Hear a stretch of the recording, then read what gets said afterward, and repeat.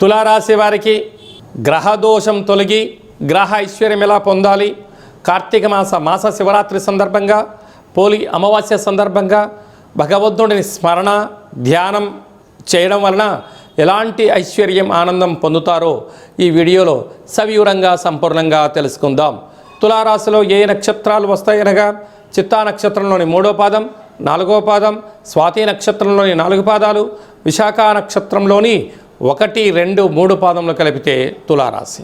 రాశాధిపతి శుక్ర భగవానుడు. చాలా కాలం తర్వాత, ఏడాది తర్వాత రాశిలోనే శుక్ర భగవానుడు స్వక్షేత్ర సంచార స్థితి. అలాగనే 2వ స్థానంలో కుజుడు కూడా స్వక్షేత్ర సంచార స్థితి. ఆత్మకారకుడు, ఆరోగ్యకారకుడు, రుణ రోగ శత్రుకారకుడు కుజ భగవానుడు, బుద్ధికారకుడు త్రిగ్రహ సంచార స్థితి.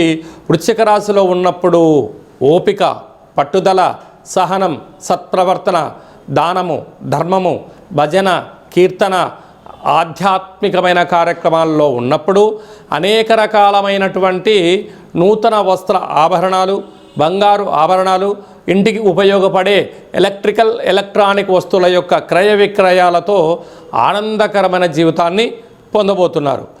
సంతాన స్థానంలో రాహు, రుణరోగ శత్రు స్థానంలో శని భగవానుడు జలరాశిలో సంచారం చేయనప్పుడు, దూరావాయు జల ప్రయాణాలు చేసేటప్పుడు ఎన్నో జాగ్రత్తలు అవసరం. వాహనం ఉంది కదా, రోడ్డు ఉంది కదా, నా ఇష్టం వచ్చేటప్పుడు నేను ప్రయాణం చేస్తాను అంటే పరిస్థితులు అనుకూలంగా లేవు. కనుక వాతావరణానికి అనుకూలంగా, పక్కవారిని ఇబ్బంది పెట్టకుండా, మనము ఇబ్బంది పెట్టకుండా ప్రయాణం చేయగలిగితే గమ్యానికి చేరుకుంటాం.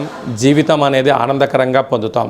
అదే కాకుండా 12 సంవత్సరాల తర్వాత రాజ్యస్థానంలో దేవగురు బృహస్పతి సంచారం చేయడం వల్ల వృత్తి, ఉద్యోగ, వ్యాపార కార్యక్రమాల్లో ప్రమోషన్స్ రావడం, స్థల మార్పు, గృహ మార్పు యోగదాయకంగా గమనించగలగాలి.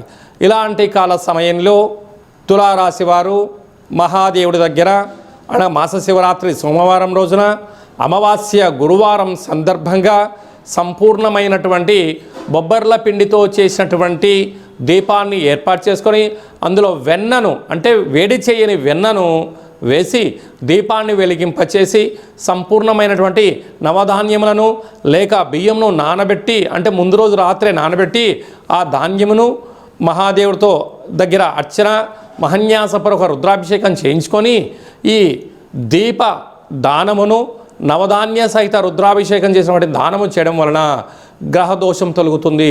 సినిమా రంగాల్లో ఉండబడిన వారు, సాఫ్ట్వేర్ హార్డ్వేర్ ఉద్యోగస్తులు, యూట్యూబ్, వాట్సాప్, ఫేస్బుక్ క్రియేటివిటీ రంగాల్లో ఉండబడిన వారు,